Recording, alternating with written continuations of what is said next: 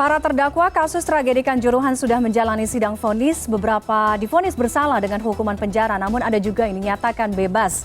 Vonis yang diterima pun tak seperti tuntutan jaksa. Kami bahas malam hari ini bersama Anjar Nawan Yuski, pendamping hukum tim gabungan Aremania. Selamat malam, Mas Anjar. Selamat malam, Mbak Tiffany. Baik, Mas Anjar, apa tanggapan Anda terhadap vonis hari ini? Satu terdakwa 1 tahun 6 bulan penjara, kemudian terdakwa lainnya bebas tidak bersalah. Ya, tentu yang pasti dari keluarga korban, juga termasuk kami tim kuasa hukum, kecewa dengan putusan Majelis Hakim pada Pengadilan Negeri Surabaya yang hari ini. Karena apa? Putusan atau vonis yang dijatuhkan itu sangat rendah, Mbak. 1 tahun 6 bulan dan bahkan untuk 2 terdakwa dinyatakan bebas. Itu tentu sangat tidak sebanding dengan akibat atau dampak dari perbuatan yang dilakukan oleh para terdakwa yang mengakibatkan ratusan korban meninggal dunia dan juga ratusan korban luka-luka. Tapi kita perlu pahami bahwa putusan Pengadilan Negeri Surabaya siang hari ini tadi itu adalah salah satu akhir dari rentetan panjang proses pidana. Proses peradilan pidana maksud saya, yang bermula dari proses penyidikan yang dilakukan oleh Polda Jawa Timur. Saat itu kami sudah ingatkan berkali-kali, kami sudah suarakan ya, perlu dilakukan penambahan pasal begitu untuk melapisi supaya para tersangka atau para pelaku nantinya tidak mudah lolos gitu.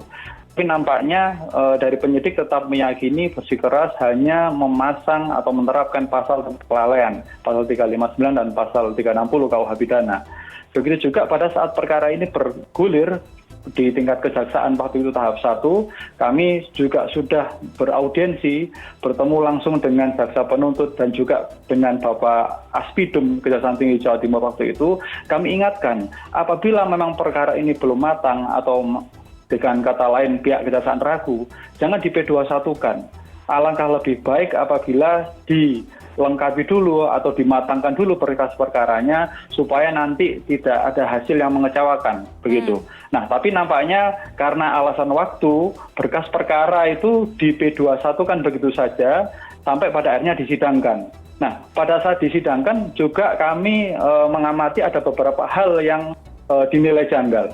Yang pertama adalah keterlibatan bidang hukum Polda Jatim ya, yang menjadi penasihat hukum kepada 3 terdakwa dari Polri. Ini tentu sangat aneh dan syarat akan konflik kepentingan.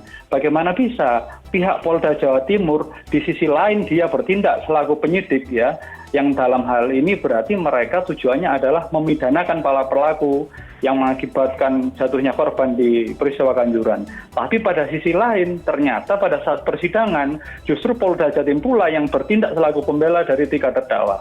Ini kan sangat timpang, sangat aneh. Kami mencoba bersurat kepada Majelis Hakim supaya penasihat hukum dari bidang hukum Polda ini sebaiknya ditolak saja. Tapi nampaknya itu tidak diindahkan dan berlanjut sampai hari ini tadi pada saat putusan bidang hukum Polda Jatim terus saja mendampingi para terdakwa dari Polri.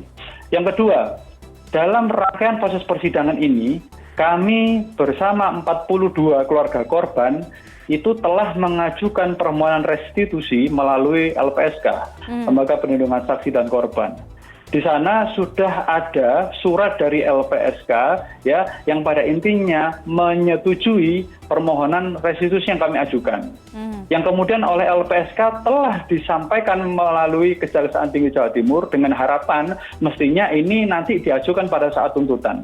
Tapi seperti yang kita tahu pada saat tuntutan kemarin selain tuntutannya itu rendah, yang kedua restitusi tidak diakomodir, Mbak. Nah, praktis dengan kondisi yang sedemikian, sudah tuntutan pidananya terlampau rendah, hanya 3 tahun untuk para terdakwa Polri, begitu, ditambah tidak ada restitusi, maka hari ini kita menghadapi hasil akhirnya bahwa ternyata itu dinyatakan tidak terbukti untuk 2 terdakwa dan untuk 1 terdakwa hanya dijatuhi vonis pidana 1,5 tahun tanpa ada permintaan atau perintah untuk membayar restitusi. Seperti itu. Tentu ini sangat mengecewakan sekali, Mbak. Oke, sangat mengecewakan.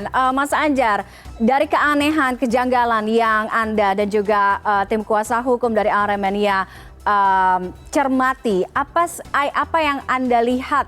Artinya Anda mengawal dari proses penyidikan, Anda melihat banyak keanehan mulai dari rekomendasi penambahan pasal, tidak hanya berhenti di kelalaian saja, kemudian tidak buru-buru untuk menaikkan ke status P21 dan lain sebagainya. Tadi seperti yang Anda sebutkan, sampai kita melihat hasilnya hari ini, semua terdakwa bisa dikatakan vonisnya sangat ringan. Tadi seperti yang Anda katakan juga.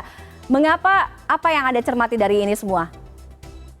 Ya, kalau kami menduga dari awal, memang perkara Kanjuruhan ini didesain sedemikian rupa untuk nanti hanya berhenti pada pihak-pihak tertentu saja yang bertanggung jawab. Gitu. Makanya kenapa dipasanglah pasal-pasal yang itu tidak bisa menjerat semua pelaku atau semua pihak yang bertanggung jawab dari tragedi atau peristiwa Kanjuruhan. Gitu. Nah, perlu kita ketahui sampai hari ini saja misalnya, para eksekutor belum ada satupun yang diproses, ya, baik di tingkat penyidikan apalagi disidangkan, disidik aja belum begitu. Padahal kalau mereka punya alasan itu tidak bisa dipidana karena hanya menjalankan perintah jabatan. Itu perlu diukur atau perlu dibuktikan nanti pada saat persidangan, begitu. Bukan berarti didiamkan atau tidak diproses begitu saja. Itu yang pertama. Yang kedua, kalau kita lihat lagi, kita cermati lagi, semula ada 6 tersangka. Namun hanya 5 tersangka yang pada akhirnya bisa disidangkan. Sisa 1 ini Mbak Tiffany, Direktur PT LIB. Pada saat itu berkasnya dinyatakan tidak bisa P21 Betul. karena kurang bukti. Ya. Kalau kita cermati pada vonis 2 terdakwa sebelumnya dari panitia pelaksana dan security officer, di sana disampaikan suatu fakta persidangan yang dijadikan pertimbangan hukum hakim bahwa 1 terdakwa ini sudah berusaha. Terdakwa ketua panitia pelaksana sudah berusaha untuk memenuhi permintaan Kapolres untuk memajukan jam pertandingan yang seharusnya malam dimajukan ke sore hari. Nah, tapi ternyata permintaan memajukan jam pertandingan ini ditolak oleh PT LIB. Artinya apa? Kalau hari ini sebenarnya Majelis Hakim sudah menghukum atau menyatakan panitia pelaksana lalai gitu, bersalah, tentu pihak yang bersikeras melangsungkan pertandingan di malam hari, ya, demi tujuan rating, demi tujuan finansial belaka tanpa mempertimbangkan aspek kemudahan pengamanan dan juga keselamatan penonton, tentu ini juga harusnya bisa terjerat atau dijangkau oleh pidana. Tapi kita lihat sampai hari ini berkas perkaranya pun belum berkembang lagi. Maka tentu kami berharap pasca vonis hari ini juga bisa berkembang nanti ke perkara-perkara yang lain, baik dari pihak sipil maupun pihak Polri. Khususnya terhadap para kelima terdakwa yang sudah divonis, kami juga berharap dan kami nanti akan mendorong pihak Kejaksaan Tinggi Jawa Timur untuk menempuh upaya hukum banding. Terhadap 2 terdakwa sipil kemarin, kami dengar pihak Kejaksaan Tinggi sudah menyatakan banding. Nah, untuk terdakwa dari Polri, tentu yang dengan vonis pidana 1,5 tahun, kami minta itu agar nanti dilakukan upaya hukum banding. Dan terhadap 2 terdakwa yang dengan vonis bebas, kami minta supaya jaksa pada Kejaksaan Tinggi Jawa Timur melakukan upaya hukum kasasi demi hukum. Oke, artinya saya akan tanya, dengan apa yang sudah terjadi kemudian semua proses dijalani sampai dengan hari ini pada saat vonis, Anda selaku tim kuasa hukum masih optimistis bahwa ini bisa berkembang ke perkara lain, masih ada keadilan di sana untuk para korban dan juga keluarga tragedi Kanjuruhan? Ya, tentunya kami perlu sampaikan ya, menjadi komitmen bagi para keluarga korban juga. Kebetulan 1 hari sebelum vonis hari ini kami kemarin sudah konsolidasi, kami sampai pada satu sikap bahwa intinya perjuangan untuk mencari keadilan ini belum selesai. Tragedi Kanjuruhan ini belum selesai. Artinya dengan adanya vonis dari Pengadilan Negeri Surabaya pada hari ini bukan berarti perkara ini selesai, bukan berarti kasus Kanjuruhan ini selesai. Kami kira masih cukup banyak pihak-pihak yang harusnya bertanggung jawab, tapi masih belum tersentuh oleh hukum. Kami kira terhadap vonis-vonis ringan ini masih perlu ditempuh upaya hukum baik banding maupun kasasi. Kami kira dari upaya restitusi yang sudah kami ajukan melalui LPSK namun tidak diakomodir oleh jaksa pada persidangan, ini masih perlu kami perjuangkan setelah putusan pengadilan ini nanti. Banyak hal yang akan kami lakukan. Termasuk salah satunya kami akan mendorong. Kami kemarin pada saat ke Jakarta kurang lebih 2 atau 3 bulan yang lalu di akhir 2022 sudah bertemu dengan Komisioner Komnas HAM yang baru dan disampaikan di sana bahwa akan membuka kembali proses penyelidikan dugaan pelanggaran HAM berat. Itu juga akan kami dorong supaya ini bisa membuka kembali ya penyelidikannya untuk menemukan adanya dugaan unsur pelanggaran HAM berat. Oke. Gitu Mbak Tiffany. Mas Anjar, pertimbangan majelis hakim menjatuhkan vonis bebas terhadap terdakwa, salah satu terdakwa Bambang Sidik Ahmadi, ex Kasat Samapta Polres Malang, karena tidak terpenuhinya unsur kausalitas dan tidak terpenuhinya dakwaan mengenai kealpaan. Tanggapan Anda, apakah pertimbangan hakim ini bisa diterima? Ya, sebagai seorang praktisi hukum tentu saya menghormati putusan hakim.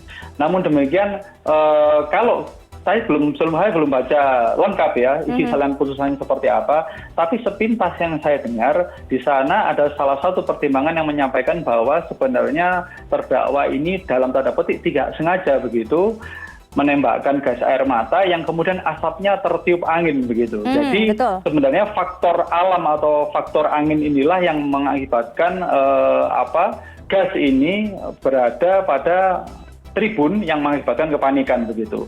Nah, kalau dalam teori hukum pidana soal kealpaan atau kelalaian, salah satu unsurnya adalah kekurang hati-hatian begitu. Sebenarnya faktor alam tidak bisa disalahkan. Sama halnya pasal kelalaian atau kealpaan diterapkan pada sopir yang mengakibatkan remblong yang kemudian mengakibatkan jatuh banyak korban. Nah, kalau turunan panjang ini dijadikan alasan, kondisi medan yang ekstrim dijadikan alasan, tentu para terdakwa sopir yang mengakibatkan celakanya orang tidak bisa dipidana semuanya. Artinya apa? Justru mereka yang berada di balik senjata ini harusnya bisa lebih berhati-hati, bisa memperkirakan dengan dia menembakkan gas air mata sejumlah berapa kali tembakan dan itu pelurunya ini sifatnya tidak fokus pada satu tujuan, dia bersifat gas ya, artinya bisa menyebar, bisa mudah saja tertiup angin atau terbawa udara. Ada dampak-dampak yang seharusnya bisa dia perkirakan. Nah, tapi ternyata tidak diperkirakan. Nah, ini kan mestinya bukan malah membebaskan terdakwa, justru kekurang hati-hatian dia ini ya, dengan alasan itu tadi nanti tertiup angin atau apapun itu kan bisa menjadikan alasan dia untuk dipidana. Tapi anehnya di perkara Kanjuruhan ini tidak. Justru faktor alam ini menyebabkan dia tidak dipidana gitu. Kalau begitu nanti kalau memang prinsip ini dipakai maksud saya ke depan kalau ada peristiwa kecelakaan akibat mungkin jalanan licin karena faktor hujan, mungkin karena medan turunan yang ekstrim sehingga sopir kurang hati-hati dalam mengontrol laju kendaraan tidak bisa dipidana karena yang salah alamnya bukan sopir yang berada di balik kemudi kan begitu. Kalau kita lihat peristiwa penembakan gas air mata ini yang berperan penting adalah siapa yang memerintahkan dan siapa yang memegang senjata itu, di mana senjata itu diarahkan untuk ditembakkan gitu. Kalau yang kita tahu sebagaimana yang sudah disebutkan dalam laporan investigasi dari TGIPF dan juga Komnas HAM ya, ternyata tembakan itu kan diarahkan ke tribun memang. Sebagaimana fakta yang terungkap di persidangan. Ada saksi ya dari Lapor itu yang menemukan selongsong gas air mata diarahkan ke tribun gitu. Bagaimana ini kita bisa katakan kelalaiannya tidak terpenuhi gitu. Bahkan dari awal sebenarnya kami tidak setuju kalau dikatakan kelalaian. Kami lebih sepakat ketika ini dikatakan sebagai suatu kesengajaan. Pak Tiffany. Mas Anjar, singkat saja, JPU mengajukan banding terhadap dua terdakwa Kanjuruhan, ada Abdul Haris dan juga Suko Sutrisno. Apakah Anda beserta tim kuasa hukum optimistis bahwa langkah ini akan bisa kemudian memenuhi rasa keadilan bagi korban dan juga keluarga? Ya, tentu sebagai masyarakat yang beradab dan masyarakat yang hidup di negara hukum, kami tetap percaya terhadap segala proses hukum. Kalaupun putusan hakim di tingkat peradilan pertama, yakni di Pengadilan Negeri Surabaya, belum memenuhi rasa keadilan, tentu salah satu mekanisme yang bisa dilakukan hanya mengajukan upaya hukum banding dan juga kasasi, dan termasuk juga kasasi demi hukum terhadap putusan bebas. Nah, kami berharap apabila nanti ditempuh upaya hukum, nanti hakim pengadilan tinggi maupun hakim agung pada Mahkamah Agung lebih bisa menyerap ya atau melihat atau menimbang rasa keadilan yang ada dalam masyarakat. Bayangkan Mbak, ada korban ratusan jiwa ya, kemudian ada putusan yang sangat menyayat hati, putusannya ada yang di bawah 2 tahun ya, ada juga yang cuma 1 tahun dan bahkan yang paling ekstrim ada yang diputus bebas. Gitu. Tentu dengan logika orang awam saja kita sulit menerima itu Mbak. Bagaimana kita bisa membenarkan ya bahwa mereka yang memiliki kuasa memegang senjata gas air mata, menembakkan gas air mata, kemudian bisa dibebaskan dalam perkara ini. Seperti itu, Mbak. Akan terus mengawal mencari keadilan bagi para korban dan juga keluarga korban tragedi Kanjuruhan. Terima kasih. Terus kawal. Terima kasih Mas Anjar Nawan Yuski, pendamping hukum tim gabungan Aremania sudah bergabung dengan CNN Indonesia malam hari ini. Selamat malam. Terima kasih, selamat malam.